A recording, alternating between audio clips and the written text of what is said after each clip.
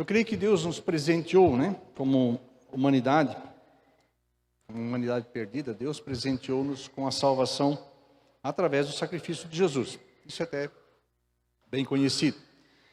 E essa salvação ela é recebida pela fé e confiança em Deus e na obra que Jesus realizou na cruz do Calvário. Isso está na mensagem do Evangelho. E o que é o Evangelho? Eu tenho comentado, né? O Evangelho é a boa notícia da salvação unicamente através de Jesus.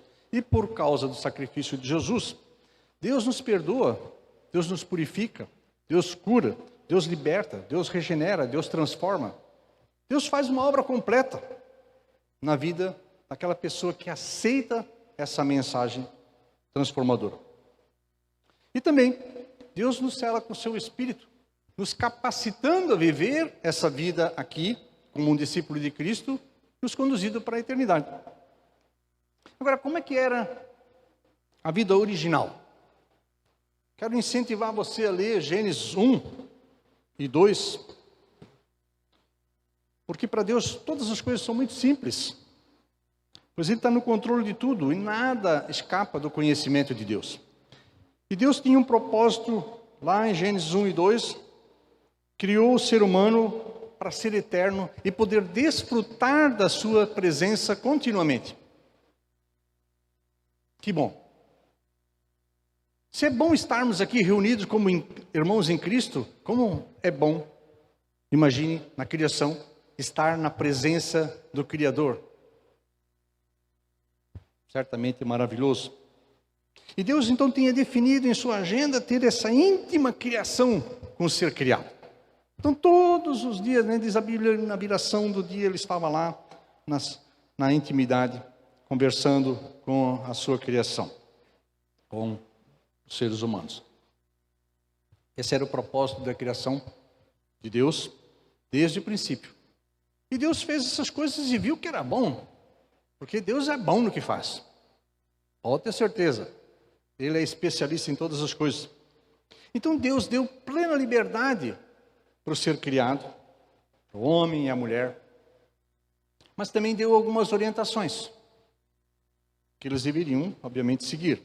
Deus os abençoou e estava naquela comunhão constante com eles. Mas o que aconteceu? Bom, lá em Gênesis 3, que eu estimulo vocês a continuar lendo lá, né, em casa, o livro, nós temos o relato da queda. E nós percebemos então como o ser humano regrediu quando aceitou as sugestões do adversário de Deus. O desejo pelo poder e o controle das coisas. A ideia mentirosa do diabo de que Adão e Eva seriam iguais a Deus transformou o ser humano num indivíduo com muitas atitudes erradas. Desde aquele tempo até hoje, o ser humano continua querendo ser Deus, em vários aspectos. Seja na perpetuação da sua vida, né? Através da medicina, querer viver trocentos anos. Seja no controle das pessoas, enfim. O ser humano continua nessa proposta.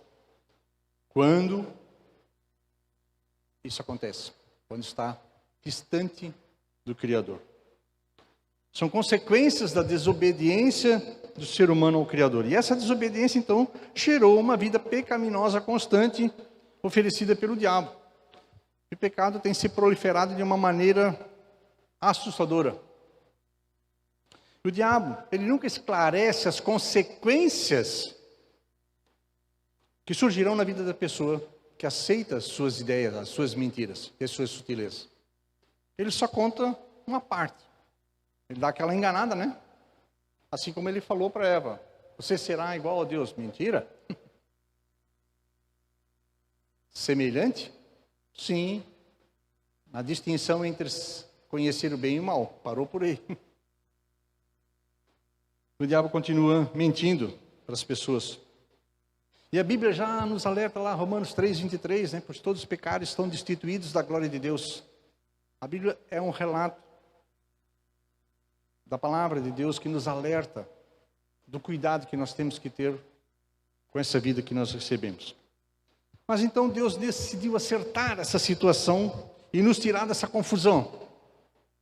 através de Jesus.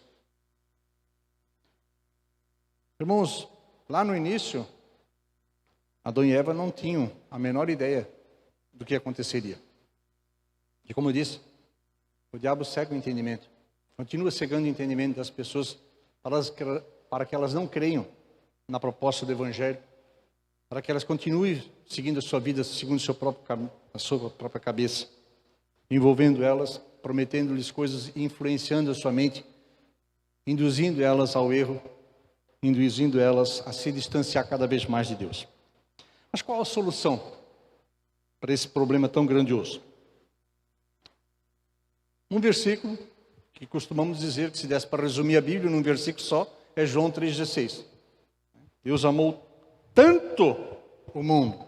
Esse tanto significa intensamente.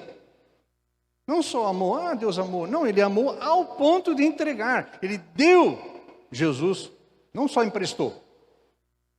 Ele não foi um missionário temporão, né? Veio aqui, deu uma passeadinha, voltou.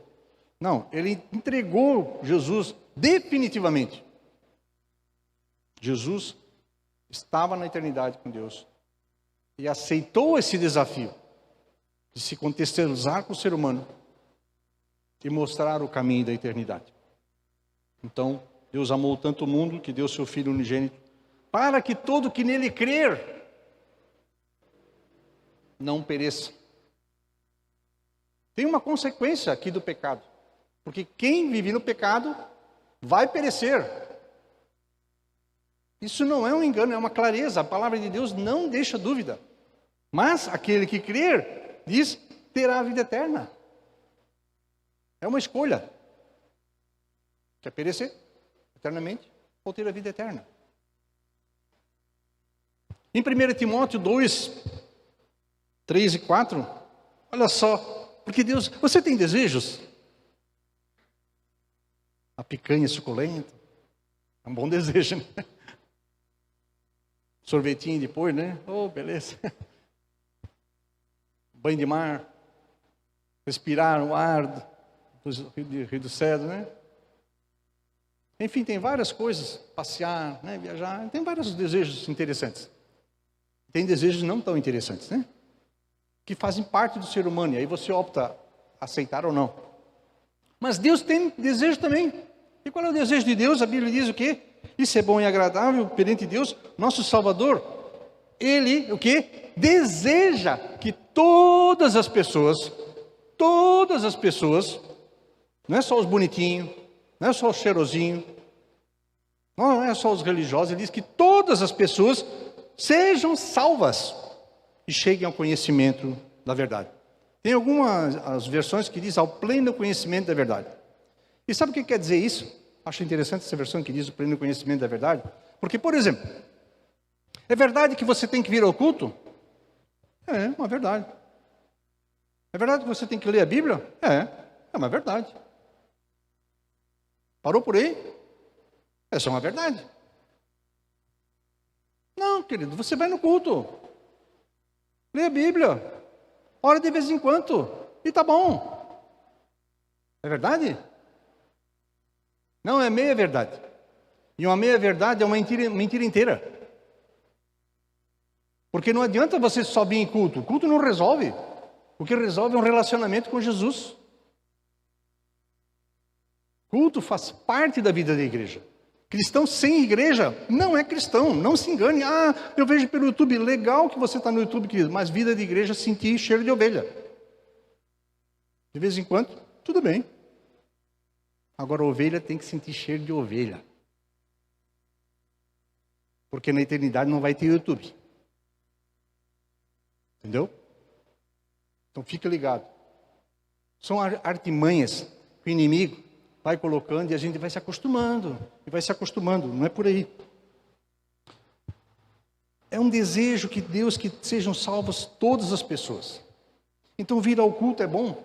Ler a Bíblia é boa, é bom. Mas tem mais, eu preciso então o quê? Fazer algo completo, chegar ao pleno conhecimento da verdade. E é isso que nós estamos fazendo aqui. Deixar claro o que é necessário para que você tenha um relacionamento verdadeiro com Cristo.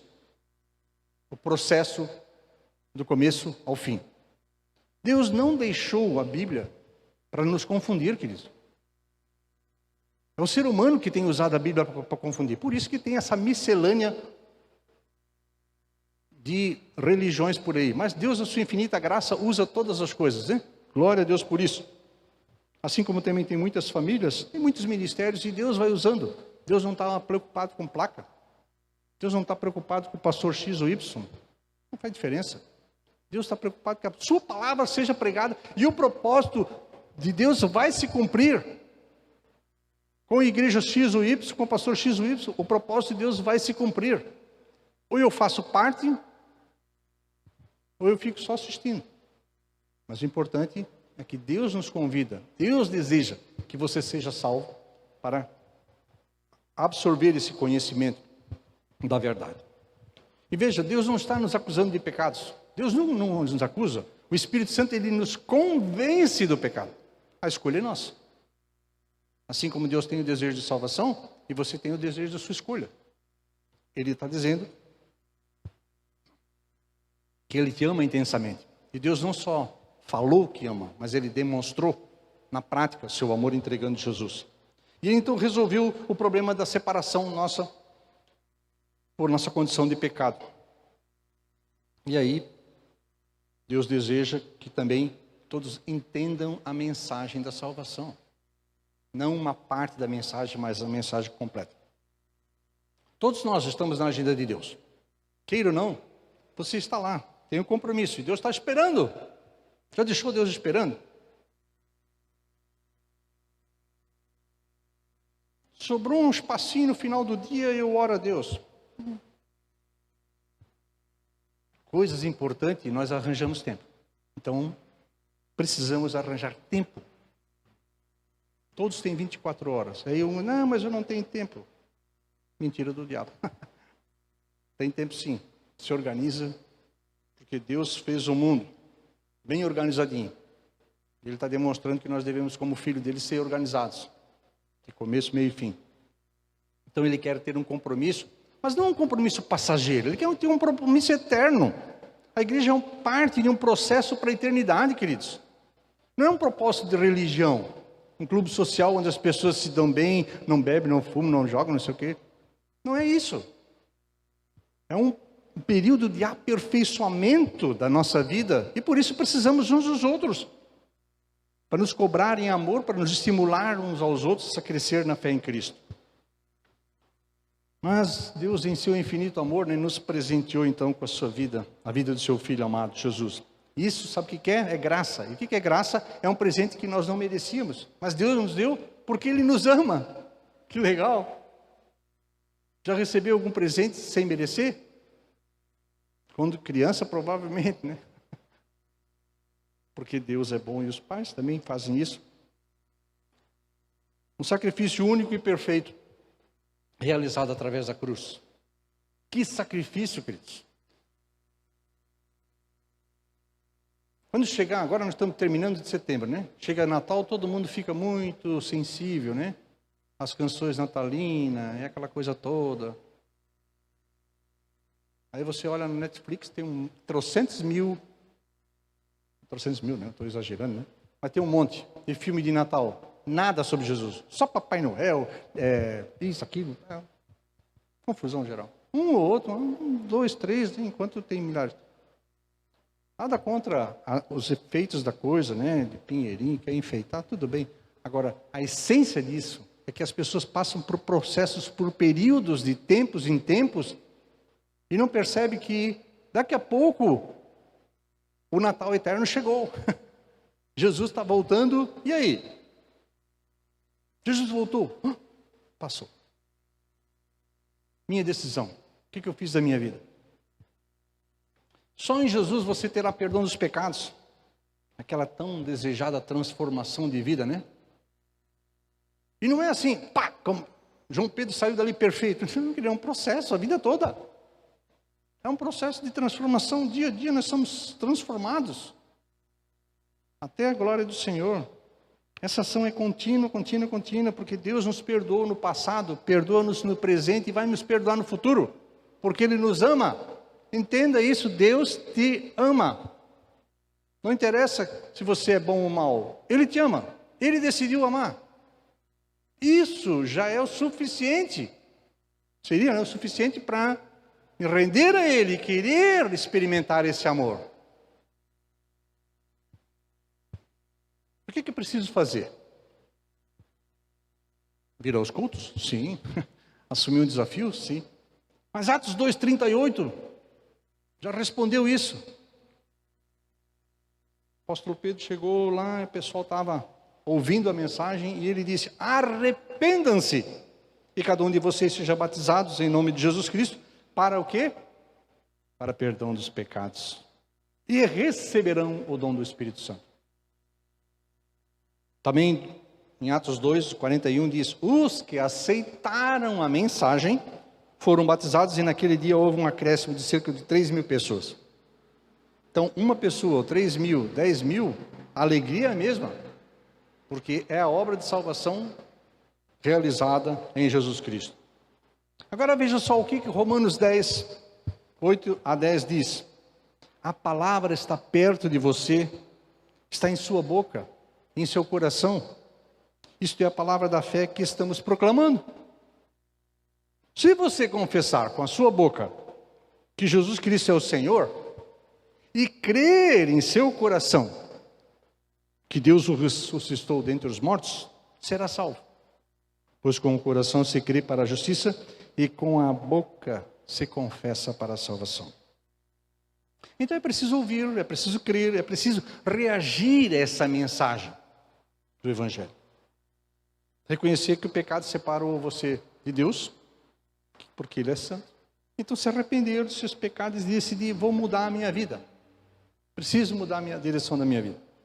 Isso então é o início de uma nova jornada, é o começo de uma mudança real. E isso leva você ao relacionamento original com Deus. Quanto mais próximo de Deus, mais distante você estará do pecado. E o inverso também é verdadeiro. Então essa atitude de entrega, essa atitude de conversão leva você a estar mais íntimo de Deus. E ter, obviamente, aquela vida transformada que é o primeiro passo para desenvolver esse relacionamento contínuo com Deus. Agora você precisa dar uma atenção a umas verdades e umas mentiras, né? Tem a verdade de Deus e as desculpas que o diabo inventa também. Ele coloca algumas desculpas na mente das pessoas. As pessoas ficam pensando que elas que estão raciocinando sobre isso, mas são influências de Satanás na vida das pessoas, porque ele trabalha na mente. Ele não pode assumir o espírito, mas ele trabalha na mente da pessoa. Aí a pessoa diz assim: eu não quero compromisso agora não, né? Talvez em outro culto, talvez em outro momento, eu não estou preparado. Outra desculpa: eu sou um grande pecador e acho que não tem solução para mim. São soluções e desculpas que as pessoas falam. Eu cometi um pecado imperdoável. Não existe pecado imperdoável. Se Hitler tivesse se arrependido, ele teria sido perdoado. Porque Jesus perdoa todos os pecados, independente de quem seja. Não existe pecadinho nem pecadão. As atitudes pecaminosas acontecem na vida da pessoa por causa do distanciamento que ela tem de Deus. E aí, o ser humano, longe de Deus, não funciona direito. Outros que podem dizer: eu não consegui perdoar, não consigo perdoar as outras pessoas que me fizeram mal. Outros já podem dizer: já tenho a minha religião, eu sou membro da igreja tal. Outros podem dizer: Deus não vai condenar ninguém, Deus é amor, Deus é bom. Deus é bom, mas Deus é justo. Deus não é bobo. Outro pode dizer: não, eu sou uma pessoa honesta, eu cumpro com as minhas obrigações, eu sou bonzinho. Eu mesmo, eu era um incrédulo crente que estava salvo. Vê se pode, né? Que coisa louca. Para ver o engano que o diabo... Porque eu achava que era bonzinho, né? Cumpria os rituais religiosos. Minha cota está certinha. Que nada. Não é critérios religiosos que levam-nos à salvação. Outra desculpa, eu espero outra chance depois da morte. Não vai ter outra chance. A Bíblia diz que basta o homem viver uma vez só, morrer uma vez só, e depois disso o juízo. Purgatório não existe, mentira. Não existe isso. Depois da morte virá o juízo. Então você tem que estar preparado agora, em vida, para passar por esse processo. O cristão não morre, queridos. O cristão começa realmente a viver a vida. Recentemente tivemos aqui o sepultamento do Leomar, né? Esse sim está vivendo. Onde estava aquilo que fazia pensamento do Leomar, da pessoa? Todo mundo aqui deve ter ido já num funeral, né? E olha para a pessoa, onde é que estava aquilo? Os pensamentos, as reações dela. Para onde foi? Acabou? Ah, não, acabou não. Essa é outra mentira do diabo. Não acaba, queridos. Ser é eterno. Quando Deus nos criou, diz a Bíblia que Ele soprou o quê? Vida eterna em nós. Parte dele, Ele é eterno. Ele soprou a eternidade em nós somos eternos. O pecado colocou-nos distante de Deus, mas continuamos eternos. A eternidade sem Deus, que não é nada agradável, a Bíblia fala sobre isso. E eternidade com Deus através de Jesus Cristo. Outras pessoas podem dar desculpa, creio que todos serão salvos. Ou talvez, não consigo mudar meus maus hábitos, né? Ou, eu não tenho medo de não permanecer. Você tem medo? Mas a Bíblia diz que o perfeito amor lança fora o medo. Insisto em dizer, nos achegamos a Deus. Os problemas virão, queridos. Venha para Jesus, porque todos os problemas são solucionados. Mentira. Não é verdade. Se você fez despesa demais, fez um monte de burrada aí, Deus não tem nada a ver com isso. Agora, venha, Ele vai perdoar e vai te dar capacidade para solucionar as coisas no seu devido tempo. Vai ter que reestruturar. Nossos erros não são consequência das coisas de Deus. Nossos erros são consequências das nossas burradas mesmo, do nosso distanciamento de Deus. Isso é fato. Deus tem um plano de amor e de paz, mas quando nós nos distanciamos deles, esse plano se frustra. Por isso nós precisamos estar mais próximos de Deus, mais próximos do plano perfeito dele. E aí no centro da vontade de Deus, você pode estar lá no Afeganistão, no centro. Lá, se Deus quer te colocar lá você vai ser uma bênção. Você vai florescer onde Deus te colocar. Todas essas desculpas, queridos, têm resposta bíblica para todas elas. Todas elas, respostas bem claras e definidas. As mentiras do diabo e as sutilezas e as ofertas desse mundo não mudam a verdade de Deus. Uma vida realmente nova somente através de Jesus. Então, como é que é essa vida nova? João 3,3 diz, Jesus declarou, digo-lhe a verdade, ninguém pode ver o reino de Deus se não nascer de novo. João 5,24 diz, eu lhes asseguro, quem ouve a minha palavra e crê naquele que me enviou, tem a vida eterna e não será condenado, mas já passou da morte para a vida. Olha só que coisa bacana, legal, né? Isso não alegra o coração, deve alegrar o coração, queridos, quando nós vimos uma promessa fiel do Senhor. E Romanos 6,4 diz, portanto, fomos sepultados com Ele na morte por meio do batismo, a fim de que, assim como Cristo foi ressuscitado dos mortos, mediante a glória do Pai, também nós vivamos uma vida nova. O bom disso, queridos, Deus nos dá uma vida plena aqui, porque Jesus disse que veio para nos dar vida em abundância. Vida em abundância não significa riquezas, prosperidade. Esse é outro engano do diabo que tem sido pregado por aí. Deus não está preocupado com a sua conta bancária. Deus está preocupado com o seu coração. E cada pessoa, queridos, tem um plano para um propósito. Algumas pessoas vão ter bem, sim, mais, e outros menos, isso é fato. Jesus disse, claro, os pobres sempre tereis convosco. Esse negócio de erradicar a pobreza é outra mentira. Deus não está preocupado com as coisas que nós temos. Deus está preocupado com o nosso interior. O que vai ser desse vasilhame? Carne e osso. Devemos cuidar, sim. Devemos administrar o que Deus nos deu. A não idolatrar. Hoje em dia tem muito mais academia, eu acho, que igreja, né? Todo mundo quer andar saradinho e tal. Tudo bem, não tem problema com isso. Desde que não seja um ídolo isso. Desde que não seja uma obsessão. Porque precisamos cuidar antes do espírito. A Bíblia até diz, né, que o exercício físico para nada serve. Dentro daquele contexto lá, mas tudo bem. Mas percebem que é importante nós exercitarmos ainda o espírito muito mais do que o corpo. É importante você perceber que a vida nova é transformadora, tanto aqui como para a eternidade.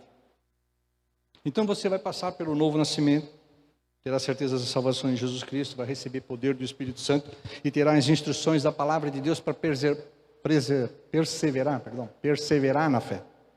Porque, queridos, quando você, lembra que eu falei sobre o pleno conhecimento da verdade? Você toma um compromisso com Cristo. Vamos usar agora o exemplo do João. João Pedro se batizou agora, mas ele precisa aprender a manejar a palavra aqui e conhecer, se alimentar dela diariamente. Caso não o faça, em pouco tempo a fé vai esfriar. Tenta fazer um churrasco aí com uma brasa só. Vai funcionar? Não funciona. Só em outros métodos, né? Mas digamos que é importante você se aquecer com Deus, na presença de Deus, manter a continuidade para essa vida nova florescer. Então você vai também aprender a orar, a ler a Bíblia como uma carta de amor, se relacionar a ela como uma carta de amor. Vai aprender a importância da ceia, o Verno vai ministrar a ceia daqui a pouco. Vai entender a importância disso na vida da igreja. Você vai desenvolver relacionamentos fraternos com outros.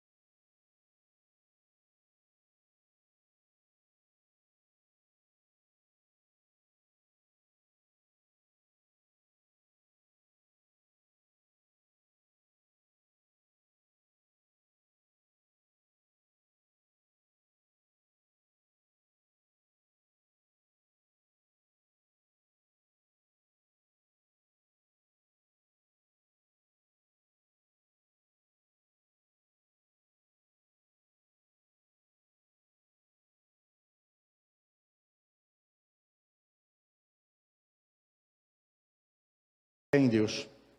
Você está na agenda de Deus, queridos. E esse compromisso o aguarda. E eu pergunto, você Vem para esse encontro? Ele está aguardando você. Família de Deus, né, é a igreja, eu creio que é a igreja, né? Então, venha fazer parte dessa família. Eu quero convidar a igreja a ficar em pé. E quero desafiar você.